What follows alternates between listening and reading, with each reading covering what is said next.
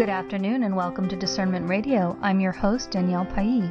And I'm your host, Cindy Riednauer. We are Discernment Radio, people and topics to enhance your life. Today we are joined by Leymis Bolanos-Wilmott, founding director of Sarasota Contemporary Dance. The mission of Sarasota Contemporary Dance is to bring cutting-edge dance of the highest caliber to the community through performance, education, and collaboration. The topic today is the importance of dance and how it affects those it touches.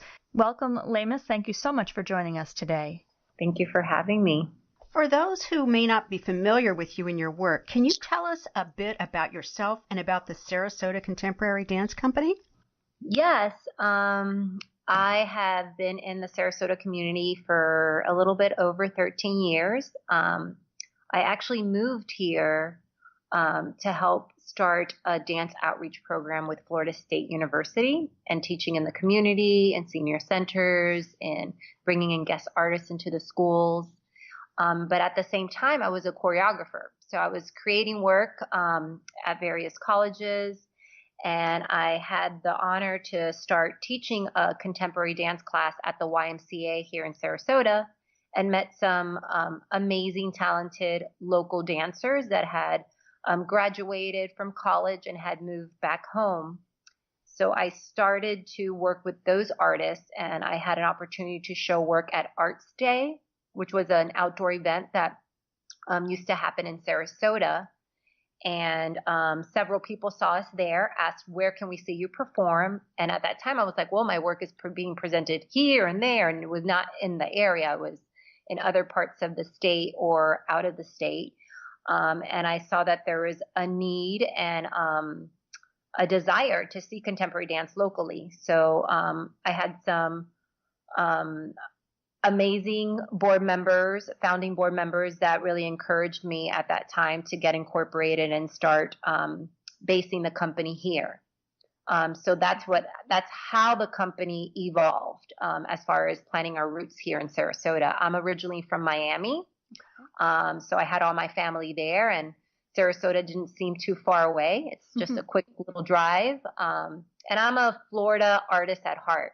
I've always wanted to be a Florida artist. I have several friends that, trained here, went to school, and then go off and go to New York or California to do work or to work with other companies. And I really wanted to create opportunities here in the state. So you've spent 10 plus years developing Sarasota Contemporary Dance. Can you tell us the inspiration behind it and how it got going? The co-founder is Rachel Enman, who I went to graduate school with at Florida State University, and we did our thesis concert together.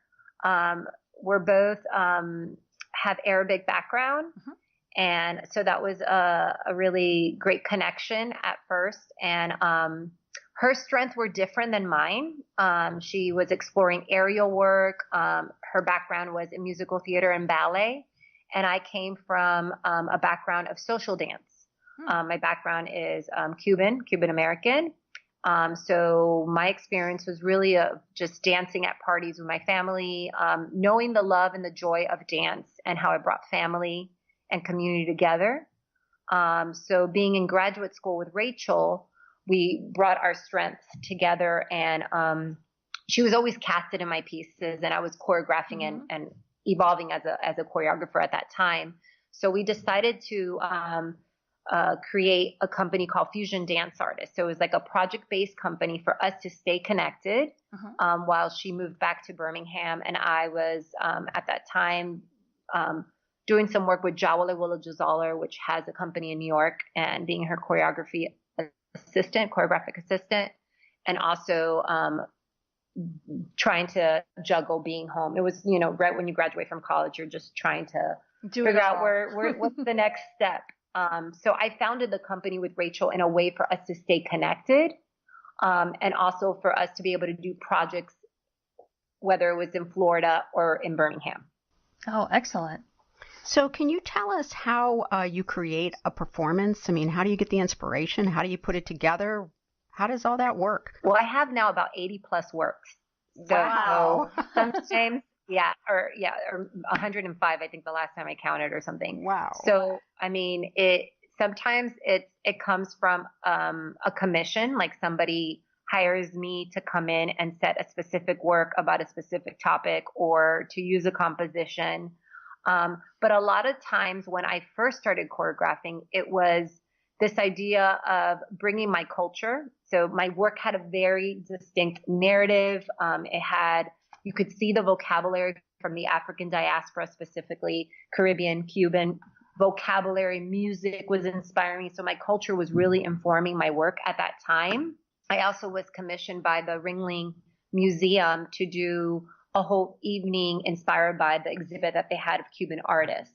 So that's just to kind of give you a little sample. Also, I also volunteered and worked in the hospital. So there was experiences working and journaling that I did. Like there's this one duet that I choreographed on Rachel and I, and it's inspired about two Puerto Rican sisters that both had cystic fibrosis. So that informed my work. And now with the company, I always say my dancers inform my work and inspire my work. Again, commissions, like if we get, like right now we're working on a collaboration with the Sarasota Orchestra, and they provided the music. So that's informing the work and inspiring the work. In October, I worked with Mark Dancingers, which is a composer and musician, and we started talking about Joan of Arc. And we actually did a piece inspired about her strength and her faith and this idea of this one figure, this woman, and having to lead a whole army. Wow. And talking about my role as a director and being in this leadership role and being a woman of faith and having to lead people. Like I'm in this leadership role. So those are just some examples. Sometimes it's been visual artists. You know, I've collaborated with a visual art. Like we've been commissioned from the Dali Museum and done several performances at the Dali Museum inspired by his work. Oh, it's so interesting when creative people get together and then it just sparks more ideas and then more ideas and then there's just not enough time in a lifetime to get it all done. No, and for me, what I love is working with artists in different disciplines because it's really fascinating to me how they create, you know, whether it's similar or different than I do, but it constantly informs me. And I've been doing this for a while. Yeah. So I love being on the edge. I love learning something. I feel like I'm constantly wanting to learn. I don't want to be stagnant. There was a time that I didn't want to be, and still to this day, I don't want to be put in a box. Like you go see my choreography and you're like, oh, that's Leymis. Like, no, I want them to see it. Maybe the underlying vocabulary you can see from gestures or the way I use the spine that comes from my Cuban heritage. But I want people to be moved, and I don't want them to keep me in a box. Like I don't want them to expect that it's going to be the same because as people, we're growing and we're wanting to constantly learn. We should be evolving with time. I Absolutely. think, so what people and being aware of what's happening in the world. That should inform your work too. Absolutely. So now in working with other dancers, what kind of training do they need to have to be part of the dance company? Well, for me, first, there has to be a willing to want to grow also as dancers. I've had dancers that have come in that had just ballet training and really wanting them to stretch. So they're movers, they're artists themselves. They need to be eclectic. They need to be open to change. They have to be open to do work that is really physical and also work that's really emotional. Most of my dancers have gone off to college and have gotten trained in ballet, modern jazz, movement from the African diaspora. They need to be able to be versatile. And also there needs to be a willingness to be vulnerable and to be present. I just want people that are present. I find it fascinating that you didn't say the number one skill set is to have X number of years in training in a certain discipline. It was all about passion, emotion, willingness to grow and learn, and it was all about attitude. You know, obviously we are a professional company, so people are coming and auditioning, and I always love to see a dancer like that's coming to audition to be with the company for about a week. So now part of our summer intensive, we encourage people to use that as an audition because dancers can be trained and they're great and that's fine. But I'm not just wanting to work with a technician. Mm-hmm, mm-hmm. You know what I mean? Yep, absolutely. We are people and moving in space. I need to be able to work with someone that I can connect with. And even if I don't connect personally with, but I know that I can challenge them. I can encourage them. And there's a relationship. There has to be able to be an opportunity that there is we can find a meeting place that really works for the group of dancers that I'm working with at that time. I think that's also huge. Yeah. I now have some dancers that have been working with me, some for 5, some for 4 years, and then someone new comes in. They have to be able to adapt to that environment and to the people around them. Yeah. And I work with a very loving group of currently right now women. We had one male dancer and he's injured. So currently right now we're a company of all women and there needs to be a sense of sisterhood. Yeah. For sure. So do you find that people appreciate the arts more or less than when you started this 10 years ago? Well, I feel for me and for our company, we are definitely reaping the benefits of all the hard work and perseverance and sticking to it and having a production and seeking collaborations in the community, meeting people where they're at, bringing dance into the schools, bringing dance into the community centers. Like if somebody asks us to do like a interactive performance, out on the street by Whole Foods, for like Michael Jackson when he passed away, we did this huge festival and people came up to me and were like, oh my God, this is so diverse. I have never seen all these multi-generational people in Sarasota, so in the beginning stages, I rarely said no. Now I say no. But in the beginning I didn't. And I think it really created the foundation for the company. First of all, being community minded. Our name is Sarasota Contemporary Dance. So we are of this community that has been supporting us from the early stages. But now I am able to be a little bit more selective. But I do feel that we still, as a company, we're known in the community for the company to collaborate with. Mm-hmm. So what kind of benefits do you see for getting children into dance? Well, I can speak personally. Mm-hmm. For me, it's what kept me in school. Okay. I was not someone that could sit still and learn that way. I was a kinesthetic learner.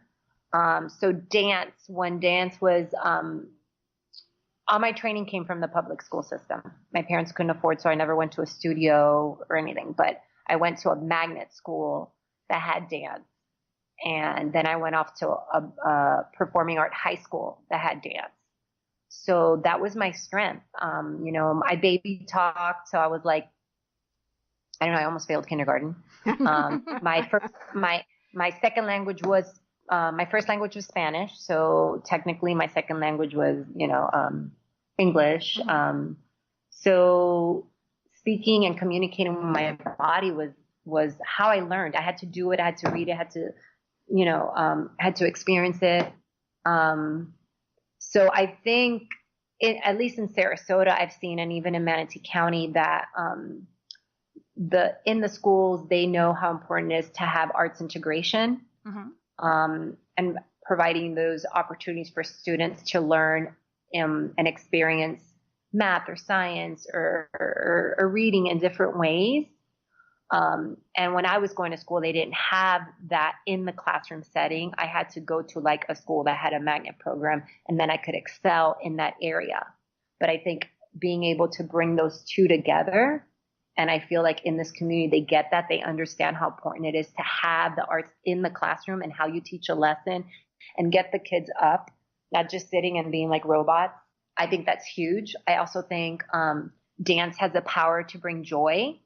And I think children now are dealing with a lot more than maybe I was, even though I came from a family that, financially, was hard, and my dad working several jobs, and yeah. So I feel like the dance brings joy. It's a form of expression, a way that kids can communicate, and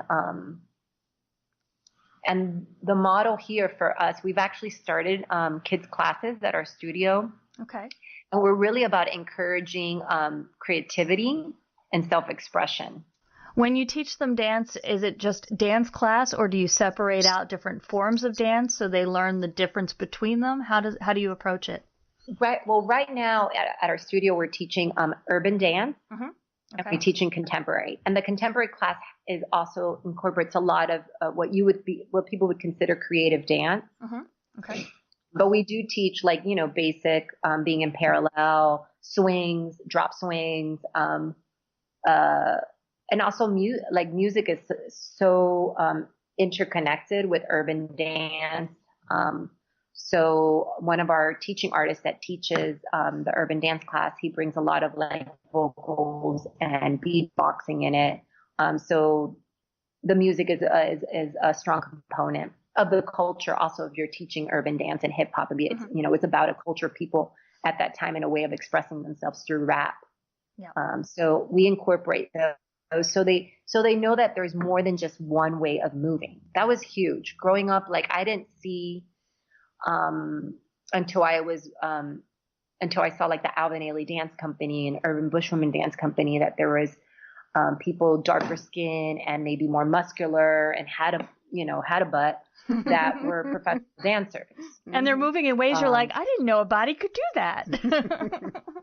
Yeah, or they're moving the way I move, and I didn't know that would be considered dance. Yeah. I was just thinking that was just me having fun with my sisters. Yeah. Do you know what I mean? Absolutely. So this idea of what we're exposed to, of what dance is at that time, was maybe just a very thin, fair skin ballerina, which that's not me. Yeah. Do you know what I mean? Yeah, so I think what's huge and what I love about when we go into the schools is for the students to see the range, even in the company of body types and people and their experiences and how they came to dance too. Their story is really important for us to share when we go into the schools.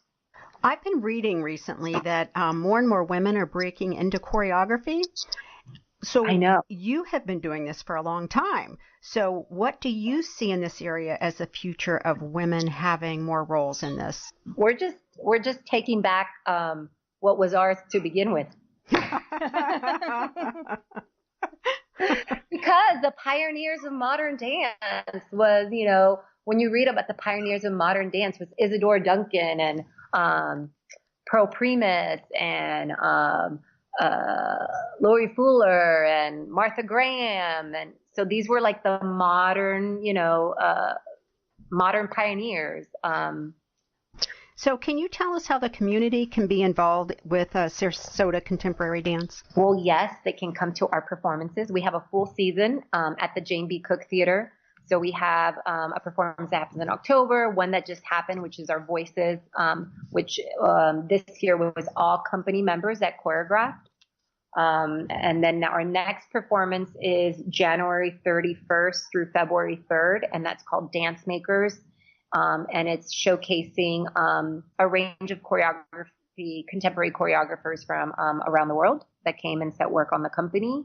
And then Evolving Revolving, which that's in May 2nd through the 5th. And that's either company members that have evolved into choreographers or past choreographers that we're bringing back to either reset a work or set a new work on the company. And then we have a summer intensive and workshops. And we also have classes and workshops that people can participate. And now in the spring, we're launching a whole series of classes Monday through Saturday. Be a beginner could come in and take a class or workshop?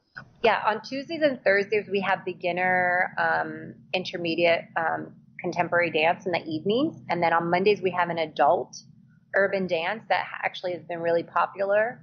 And then on Saturdays, we have an all levels contemporary dance class, and we have a West African dance class, which is multi-generational. Uh-huh. And then on Tuesday mornings, we have an improvisational class. And Wednesday evenings, we have an improvisational performance group. And we have company class on Monday that is open to advanced dancers. So we have, and on our website, there's like, look at the calendar and stuff. But we have a lot of things going on and a lot of special master classes. And like I said, the month of June and July, we have intensives and workshops that we encourage people to come out and participate. Yeah.